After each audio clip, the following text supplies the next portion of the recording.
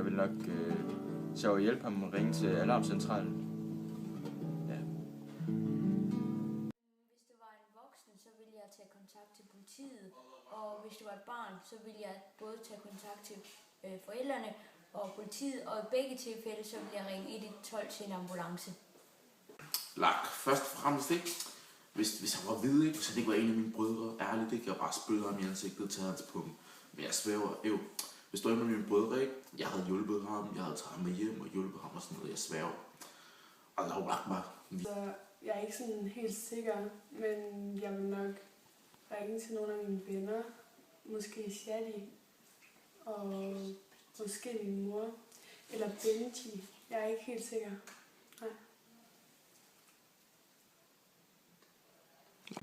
Jeg vil prøve at finde ud af, hvorfor jeg blev troet, og jeg vil nok prøve at løse det selv. Og hvis det så gik længere, så vil jeg nok ringe til min bror.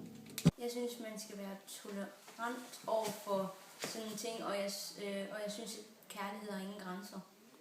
Ærligt, jeg er sådan totalt ligeglad. Altså, de der danskere er ikke totalt urene, totalt klamme, og de spiser gris og sådan noget. Også vi er ordentligt rent ud, beder til Gud og sådan noget.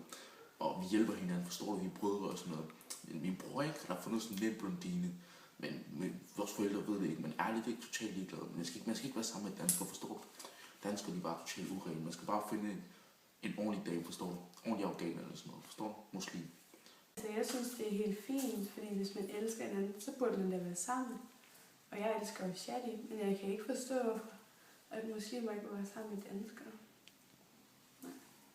Jeg synes ikke, der er noget galt med det. Mig og Mia, vi elsker hinanden. Men jeg vil bare ønske, at mine forældre vil forstå det. Hvis jeg kunne fornemme, at det var noget alvorligt, så ville jeg tage kontakt til politiet, og jeg vil nok også snakke med mine bekendte.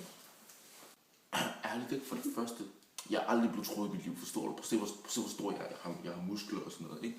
Folk, de tør ikke at tro mig. Ærligt, hvis der ikke har tro mig, jeg pander ham ind på hovedet, træder ham i ansigtet, ved, at han kommer til at ende i som Per, forstår du? Og ærligt ikke, folk, de truer mig, forstår du? Men altså, hvis der ikke har truer mig, om jeg ikke smadrer ham, men jeg henter mine brødre og træder ham i ansigtet, smadrer hans liv, forstår du? Nakker hans punkt bagefter. Altså, hvis jeg blev troet, så ville jeg nok ringe til Benji eller Shadi, fordi de plejer at have styr på sådan noget. Ja, og hvis Per han ikke var i koma, så ville jeg helt klart sagt